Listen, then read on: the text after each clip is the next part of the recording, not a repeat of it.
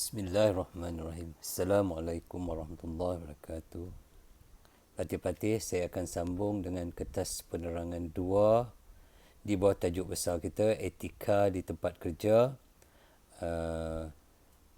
Untuk subtajuk kita, submodul kita adalah kertas nombor 2, 4.02 adalah tangani situasi yang memerlukan perhatian.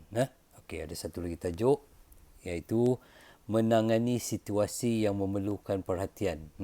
Di mana dia akan memberitahu, dia akan menerangkan kepada kita di mana keadaan yang kita perlukan perhatian, situasi yang bagaimana kita kena menangani situasi itu yang memerlukan perhatian. Okey, saya mulakan dengan tajuk dia, situasi yang memerlukan perhatian.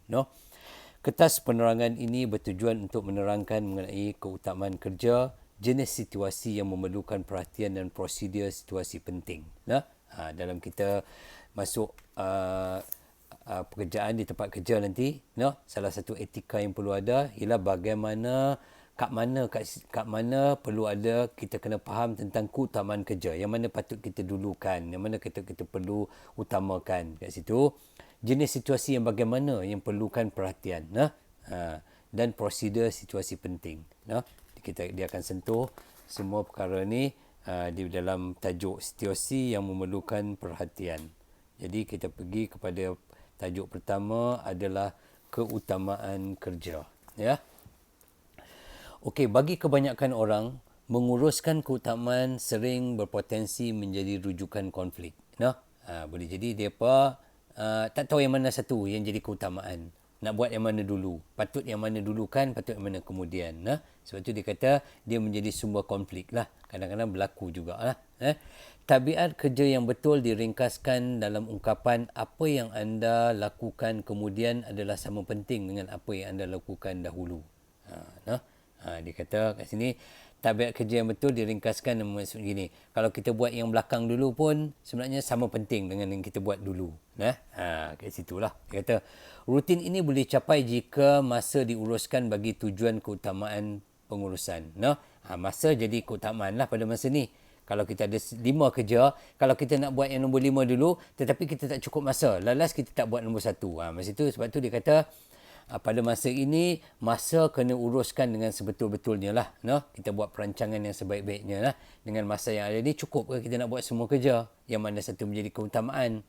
Jadi, kat sini ada 2 benda yang patut. Dia kata, rutin ini boleh dicapai jika masa yang diperlukan bagi tujuan keutamaan pengurusan. Masa penting lah pada masa itu. Modul ini ialah untuk Model ini adalah untuk meneliti keupayaan anda untuk memberi tumpuan kepada keutamaan objektif kerja dan masalah asas konflik di antara keutamaan kerja dan keutamaan masa. Di sini kita akan berlaku satu konflik lah, di mana nak didulukan, benda apa yang penting berbanding dengan kalau kita berbanding dengan masa yang diberi kepada kita kat sini. Kat sini sebab tu dia akan berlaku kat mana yang patut kita utamakan, objektif kerja yang mana patut kita dulukan, dengan masa yang kita ada. Okey. Yang pertama dia kata tujuan pengurusan keutamaan kerja adalah untuk memastikan definisi projek kerja dari segi A, keutamaan kerja. Maksudnya, okey, apa yang patut kita utamakan?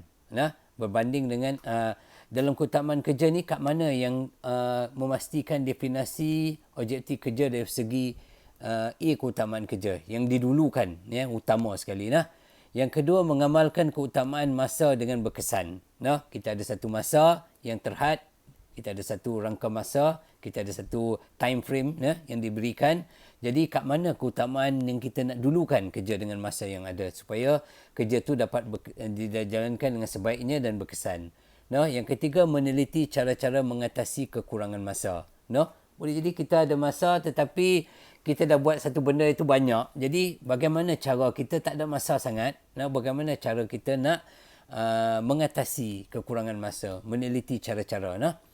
Menjelaskan konsep dan amalan A masa. Maksud A adalah apa keutamaan dia lah. Dan A masa.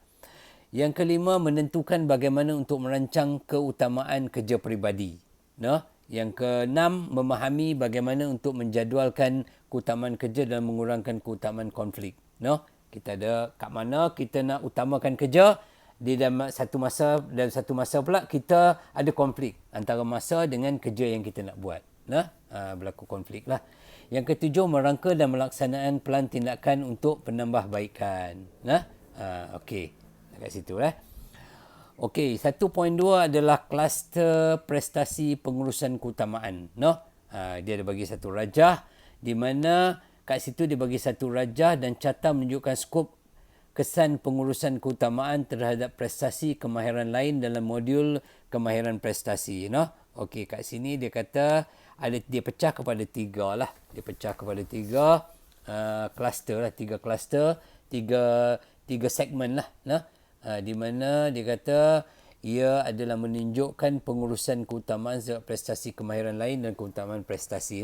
Bagaimana dia nak meningkatkan prestasi kerja tu. Kat sini dia ada tiga pecahan lah. Satu, pengurusan diri sendiri lah. Self management. Nombor 8. Dia ada 8 perkara dalam menguruskan kendiri lah. Pengurusan self. Menguruskan peribadi lah, self sendiri lah. Dia ada 9 perkara di dalam managing work, bagaimana menguruskan kerja. Ada 5 kaedah, 5 cara, 5 kategori menguruskan orang lah, people lah, manusia lah. Okey, kita tengok satu persatu. Di dalam menguruskan kendiri, menguruskan individu, peribadi, kita kena ada bagaimana creativity dan originality. Kita kena kita kena ada sifat creativity. Kita kena wujudkan dalam diri kita sentiasa kita kena kreatif. Kita kena kreatif untuk buat keputusan, untuk buat satu kerja, kena ada creativity samalah.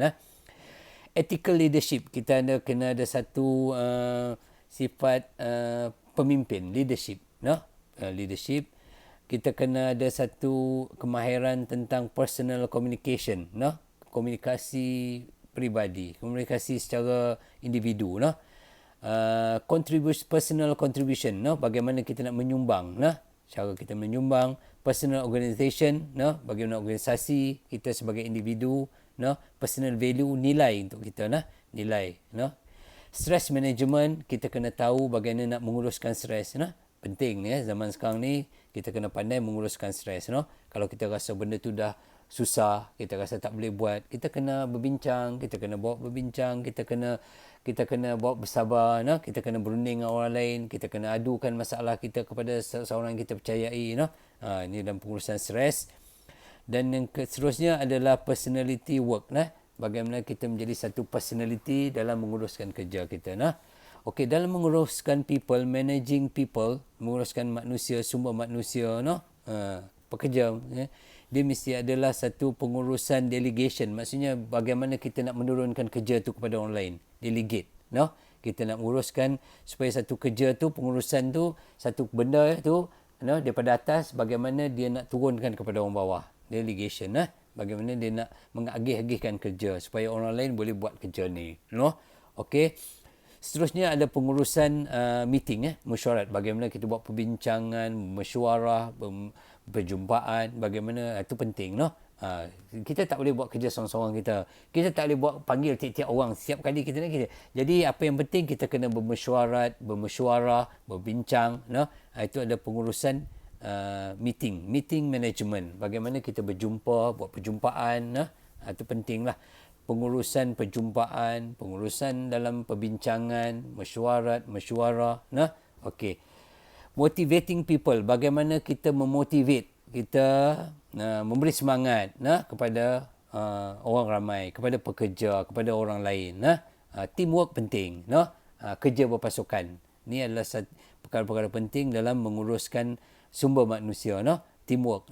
Kita tak boleh buat kerja seorang-seorang kita. Kita kena ada kerja berpasukan lebih baik dan lebih terurus dan lebih memberi kesan yang positif tentang kerja yang kita buat dan organisasi kita lah. Transforming leadership. Bagaimana kita menguruskan sesuatu transformasi lah. Nak menyampaikan. Teknik penyampaian. bagaimana kita nak mewujudkan satu leadership, ketua-ketua, supaya dia dapat menyampaikan, dapat transform benda-benda yang tugas-tugas yang sepatutnya lah. Dalam menguruskan kerja, kita kena perlu ada pengurusan change. Kadang-kadang berlaku pertukaran apa-apa, pertukaran kerja di peringkat akhir. Jadi kita ada satu pengurusan untuk change management, change management, decision judgment, bagaimana kita nak buat keputusan, penilaian, decision management, bagaimana nak buat keputusan, judgment and management, decision management, human resources management, bagaimana nak menguruskan sumber manusia. Okey, kita ada pekerja, kita ada kumpulan yang nak kita uruskan, bagaimana cara kita nak uruskan dia, kita kena ada knowledge lah, kita ada pengetahuan. Bagaimana nak menguruskan information management, nak menyampaikan maklumat, menguruskan maklumat, job knowledge, pengetahuan tentang kerja, objective setting, bagaimana kita nak memulakan objektif, di mana nak patut mula, apa dia goal kita, apa dia target kita, objective setting, organisation knowledge, pengetahuan tentang organisasi, bagaimana nak menguruskan, bagaimana ikut hierarki tugas, organisation knowledge, dan time management. Yang ini pentinglah, pengurusan masa. Ini adalah jadual bagaimana 3 kluster ni diuruskan, berdasarkan kepada kelompok keutamaan pengurusan prestasi, berdasarkan kepada pengurusan kerja, pengurusan sumber manusia, dan pengurusan kepada diri sendirilah, ya. Okey. Itu adalah satu tajuk yang kita telah di dalam keutamaan kerja lah. Apa yang patut didulukan. Kadang-kadang satu kerja ni dia ada konflik di antara yang mana nak didulukan dengan masa yang ada. Kat sini berlaku konflik lah, dia kata. Sebab tu dia beritahu kena uruskan kerja dengan sebaik-baiknya di dalam ikut keutamaan kerja dan pengurusan masa. Sekian, terima kasih.